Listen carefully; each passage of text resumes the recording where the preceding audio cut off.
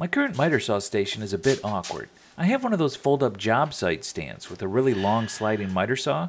This means I have to keep it a ways away from the wall so that it'll function, but that makes the splayed legs of the stand block me from being able to get to the back area of the shop easily. I need something new and compact, so I drew something up on the computer. My idea is to make a mobile miter station cart that has support wings that can fold down and out of the way. And I could store my entire dust collection setup on the inside. And then with the support wings deployed, I could easily have enough work surface to cut really long boards if I needed to. Plus, I could incorporate some tool holders into the sides to make using the saw even more handy. Alright, let's see if I can make this thing happen.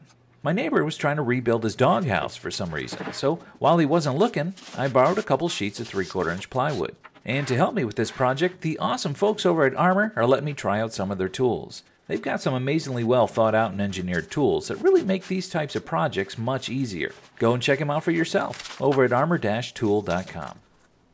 The first step was to break down these sheets into more manageable sizes. And to do that, I ripped a piece of 8-foot trim off the house next door and then used it as a fence for my circular saw. Once I split each panel down the center, I could then use my track saw to continue cutting them down further into smaller sections that were still slightly larger than they needed to be. Then once they were easy to handle, I cut each one down into their respective pieces and got them all to their final dimensions on the table saw and miter saw.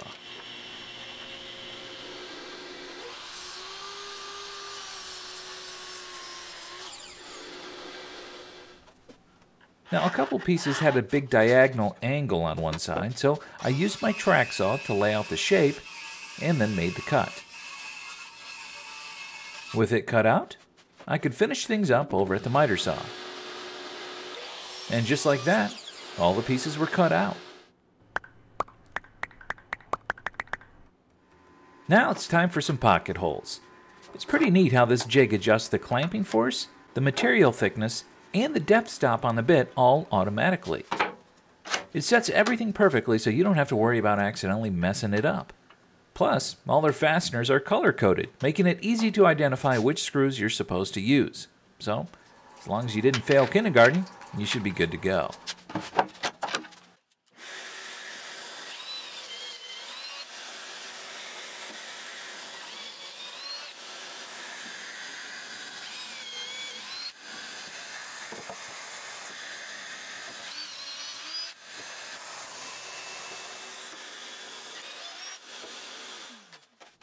The first thing to go together are the back and sides of the main cabinet. I run a line of glue, clamp the pieces together, and then drive in the pocket screws.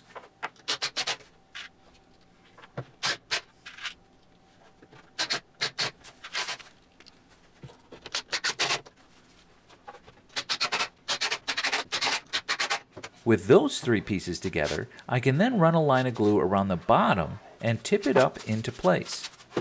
Once I get things lined up just right and clamped securely, I can drive in all the screws around the bottom.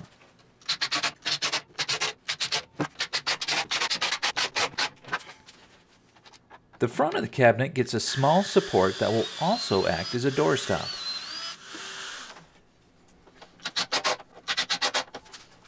Then with a bit of glue and some clamps, I can hide it with another piece that acts as a cabinet face.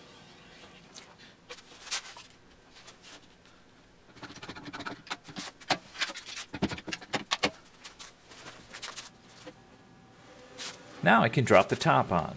I run a bead of glue around the edges, place the top on, and secure it with some more pocket screws.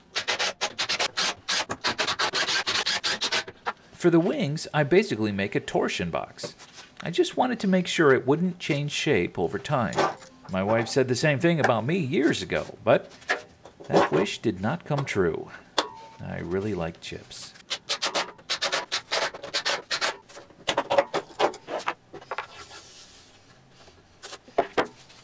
The center support needed to be hammered into place. And once I secured that in, I could move on to prettying up the edge with a flush trim router and a light sanding.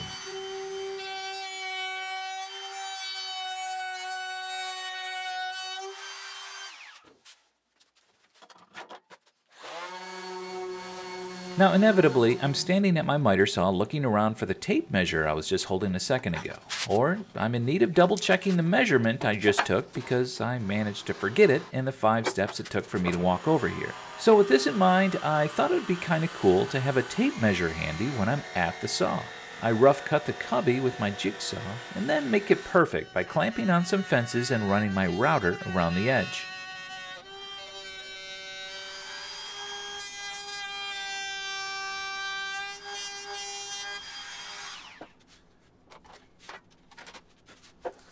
For the inside of the cubby, I just pin together a few pieces of scrap and then glue and screw them into place using a couple pocket holes.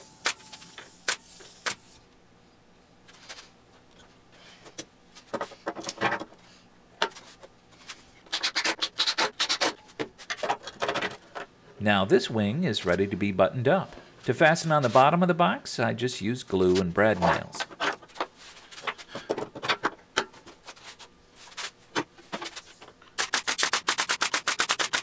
For the other wing, I thought it would be neat to have a spot for a speed square, so using my router, I carve a channel for it to fit into. And then using a 1-inch bit, I hogged out a recess for it to sit flush against the surface.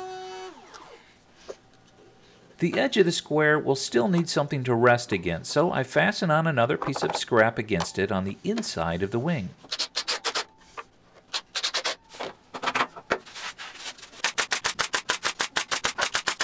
Next up, I drill out the recesses and installed some concealed hinges on the inside of the cabinet doors. And then I spaced them out with some playing cards while installing them, making sure to only use prime numbers, because I hear that's important. Marking the mounting locations, drilling the pilot holes, and screwing them into place.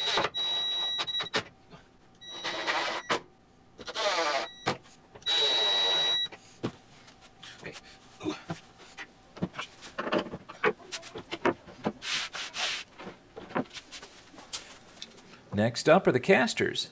Since I might want to take my miter saw cart off-road with me someday, I opted to put on the large 4-inch lockable full swivel casters. Admittedly, they're more heavy-duty than I need, but I wanted casters that would roll smoothly and be very easy to lock in place. And for that, they're perfect.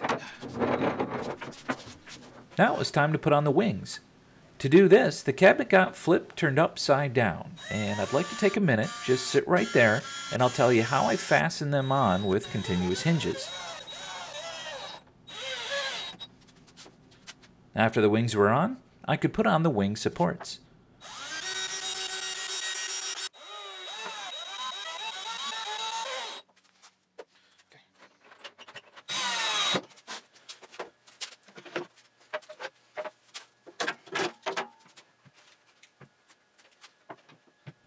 Next, I glued on a block of scrap to thicken up the top edge of the wing supports. I used a few drops of CA glue so that I could keep on working while the wood glue dried. I drilled a hole in both wing supports that will house a leveling foot upside down.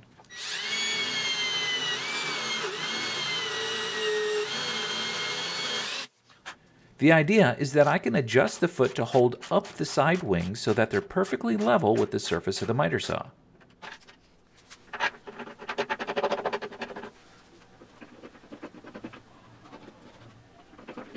By clamping on a temporary fence, I could run my router down each wing with a 3/4-inch bit to plow a channel for T-track.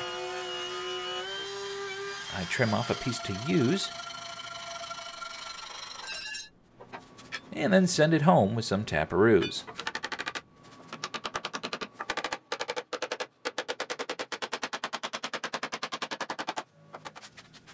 Screwing it down, and then adding some unnecessary walnut with a fancy stop block I made. I poked a small hole with a Forstner bit in the back so that I could run the power cord. Dropping on my new saw, and drilling another hole to feed down that power cord.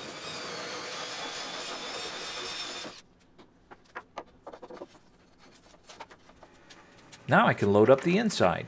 I put in a dedicated shop vac and a cyclone system. Next step is to feed the vacuum hose up from the cyclone to the saw.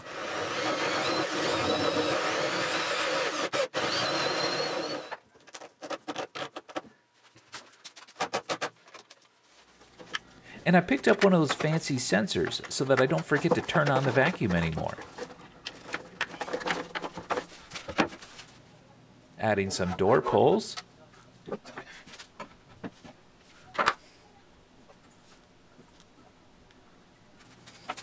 The all-important pencil holder.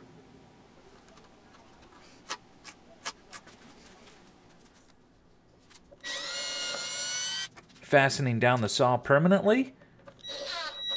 And we're done. I love how smooth and easy this cart can move around.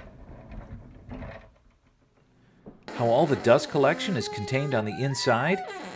How easily the wings deploy. And how far back I can push it against the wall. The little tool cubby is super convenient. And the speed square and pencil holder has turned into something that I just can't live without now. The sensor switch is absolutely awesome, and since the vacuum is enclosed, it's much quieter than before. But really, the best thing about this is just how easy it folds up and conserves space. If you'd like to make this cart yourself, I'll have plans available on my website. Thanks to Armor for sponsoring the video, and thank you for sticking around and watching it. Take care, and I'll see you next time.